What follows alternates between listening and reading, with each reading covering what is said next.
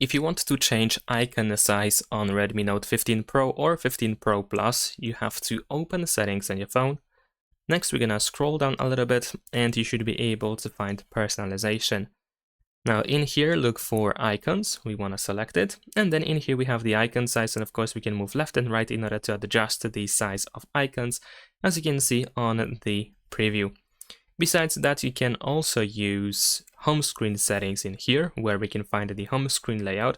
And of course, if you use, let's say, 5:9 layout, this of course will make app icons smaller so that you can actually fit more in a row and a column. So you can decide which one you want to use.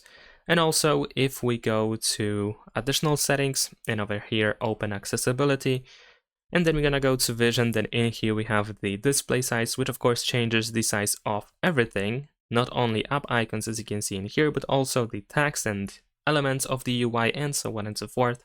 But still, it is worth mentioning that it also has an impact on the icon size. And that's pretty much it. Subscribe to my channel.